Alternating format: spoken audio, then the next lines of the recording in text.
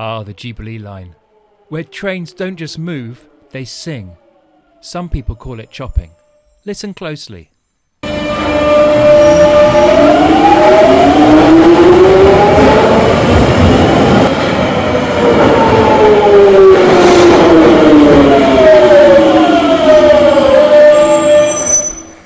But why does the Jubilee Line train make that sound? It pitches up, then down, then up, then down, like a crazy motor going wrong. Is it something working very wrong? Is it something working very right? It's actually both. The story begins in the late 1980s with a bold risk that brought cutting-edge technology to London's tracks. A decision so daring it sparked controversy. Trains before the 1990s relied on DC, or direct current power, a type of electricity that flows in a single, constant way. Up until this point, DC motors were tried and true technology for trains. However, DC motors in trains were high maintenance and inefficient due to the unnecessary upkeep of the brushes and commutators used in their operations. Listen to this 1972 Bakerloo Line train, and you can hear its crude difference. There's nothing futuristic about this.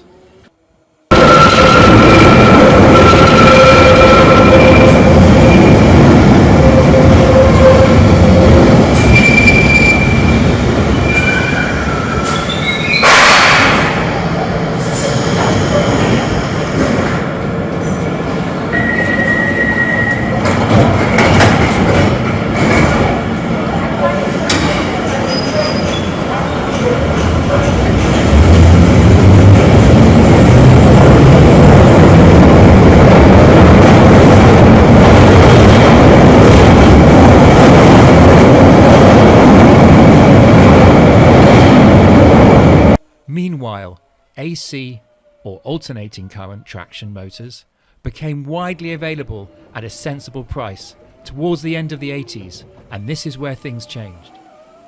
AC motors require less maintenance as brushes and commutators are absent. They're also more efficient where there's a need for high speed and variable torque. Think of DC current like a battery, steady, straightforward, but limited in efficiency. AC motors, on the other hand, offered speed, power and reliability. The catch? To turn electricity from DC to AC required sophisticated electronics to work. And now we're getting closer to why the trains make that amazing stepping sound. Despite offering an improvement for reliability from the circa 1989 to 1990, they were not widely adopted. And that's why there were concerns about the technology requiring further testing and development before being used in real life. Enter the GTO thyristor, short for Gate Turn Off Thyristor.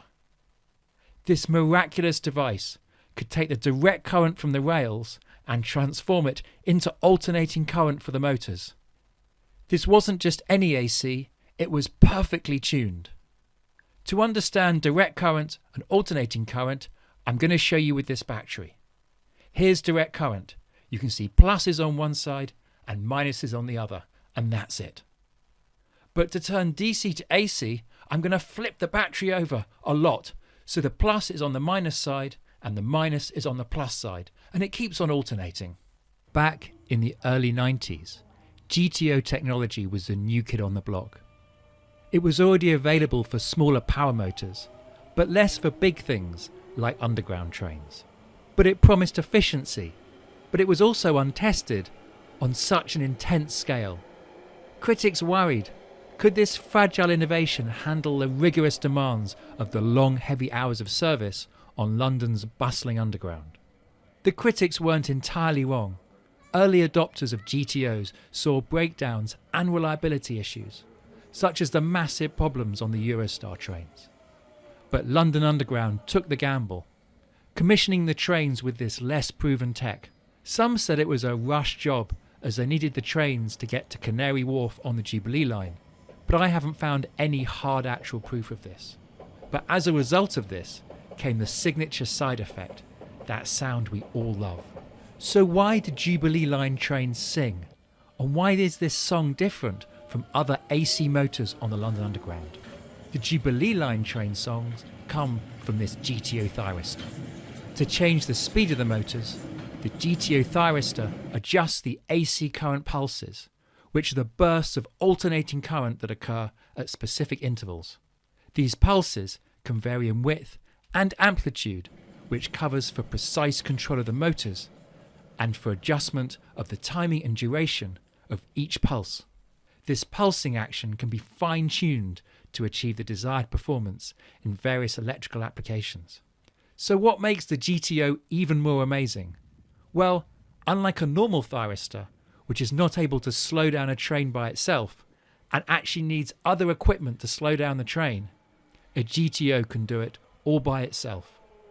When the train slows down, the GTO takes centre stage again, producing that descending, stepping, crazy hum.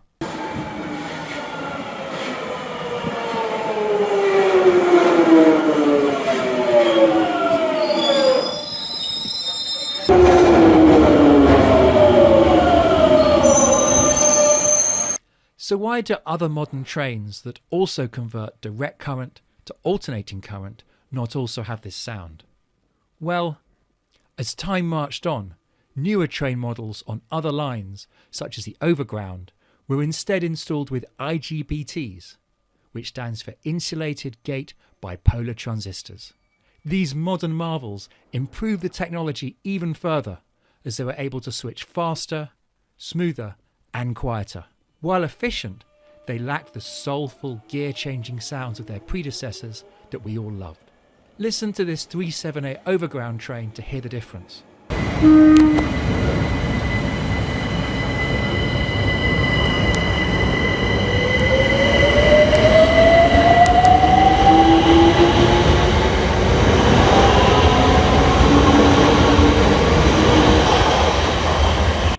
There's no stepping sound as it increases and decreases, just a smoother hum. So for now, the Jubilee Line trains remain a living time capsule of this technological leap. But as the years go by, the sounds of them will actually grow louder, a phenomenon caused by the aging machinery. For some, it's even more music to the ears, for others, an acquired taste. Or it could even become so loud, it becomes a bother. So next time you're on the Jubilee Line, pause and listen. That sound isn't just a noise, it's a story. A tale of innovation, risk, and a little bit of London magic. The singing trains of the Jubilee Line that we all love. A melody from the future, echoing through the tunnels of today. Please do subscribe for the surprising and amazing videos that are coming out on this channel.